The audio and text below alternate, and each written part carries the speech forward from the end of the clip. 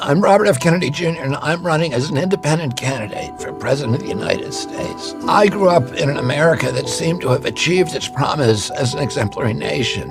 Modern democracy had spread from one nation, ours, in 1776 to 6 by 1865 and to 190 by the 1960s. We had become the city on the hill. We were a moral authority around the globe.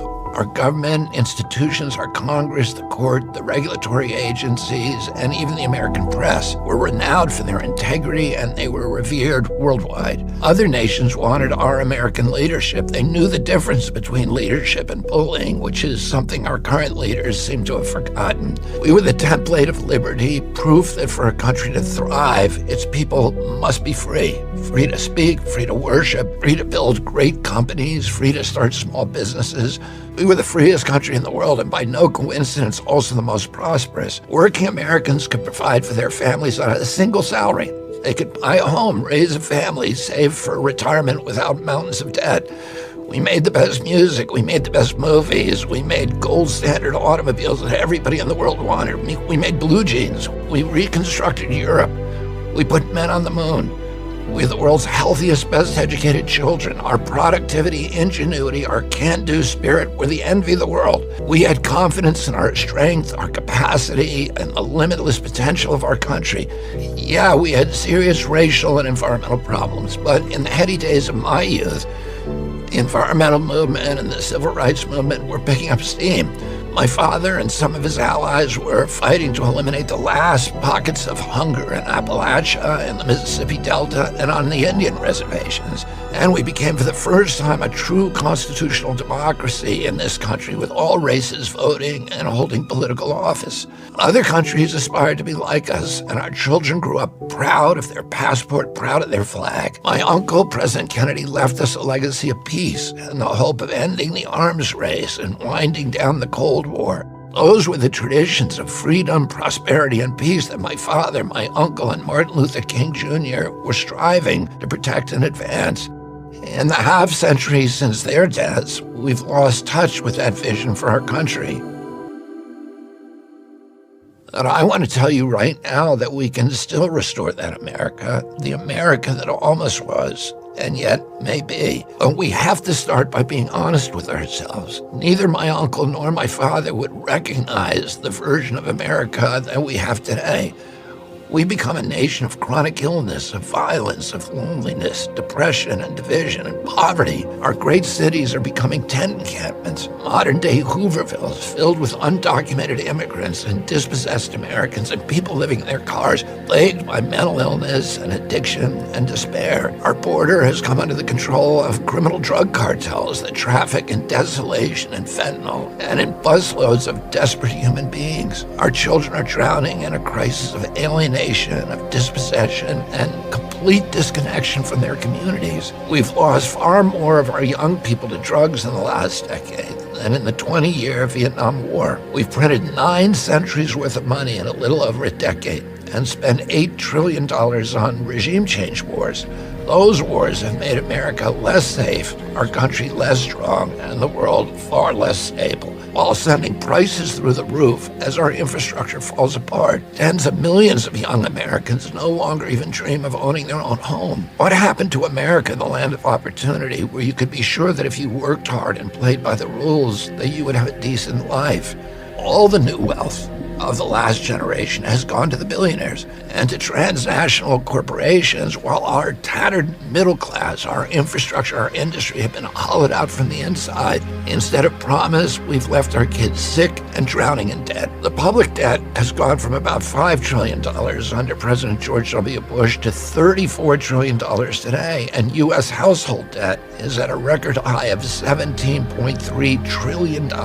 If you include discouraged workers, our true unemployment rate is 23%.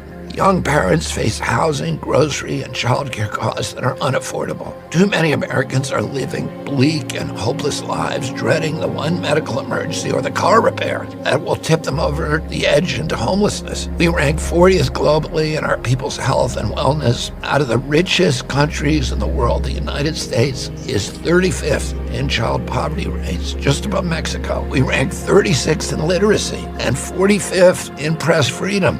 We have one of the highest cancer rates in the world, and our life expectancy now ranks 59th according to the World Bank. That's right behind Algeria, which spends less than 1/30th per capita of what we spend. But even these grim figures hide the full picture of our dire health crisis. We now have the worst health outcomes in the rich world, the highest maternal mortality rates, the highest number of gun deaths per capita, and the highest number of teen pregnancies. We lead the world in obesity and chronic disease. According to CDC, 60% of Americans have at least one chronic condition. When my uncle was president, only 6% of Americans had chronic disease. And all of these plights fall heaviest on our young people. 4 in 10 of them suffer depression, and half of them have considered suicide. 1 in 10 has anxiety. 1 in 10 has ADHD. 1 in 5 is obese. It's time for us to say enough is enough. We were once a free and thriving nation, the healthiest and strongest in the world. What we once were, we can be again. How do I know that? It's because everywhere I go in this country, I see a profound determination among Americans to heal. We might have become the sickest country on earth, but we also have the most ingenious healers, both inside and outside conventional medicine. We may have sky-high levels of depression and addiction, but we also have innovators who have opened up new frontiers in recovery. We have some of the world's most depleted agricultural soils, but also some of the world's most innovative and energetic regenerative farmers. We have serious economic problems, but we also have the brightest and most ambitious entrepreneurs. We face hunger and homelessness, and yet we meet it with the highest philanthropic rates in the world and bottomless kindness and compassion. We may be on the mat today, but we can be on our feet and happy and healthy and strong again with good leadership tomorrow. Our people and our system were built for resilience. And here's the most important thing I want to tell you about the state of our union. Our nation seems more divided than ever, but Americans everywhere want to heal that divide. Our nation has become artificially divided by political forces that can survive only when we, the people, are at war with each other. People are tired of being manipulated by fear. We learned that lesson during COVID. We recognize that the same techniques of manipulating fear are being used by elites today to corral us into voting for one political candidate or the other. Americans are tired of these dire warnings that to preserve democracy itself, you better vote for our guy. I can tell you that in every state of this union, people are rejecting fear-mongering. 80% of Americans say they don't want to be forced to choose in this election between the lesser of two evils. They're tired of voting against something or someone.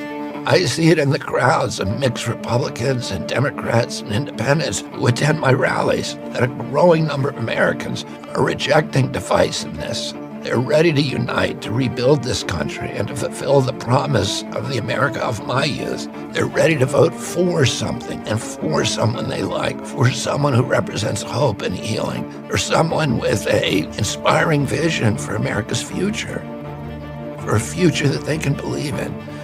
So that's the State of the Union that I want to bring you today. It's a nation that hungers to heal. It's a nation ready to face reality, to rebuild, to end the forever foreign wars, to clean out the corrupt Washington establishment, and to turn again toward peace, freedom, good health, and prosperity. When we unite in that vision, we're going to be unstoppable.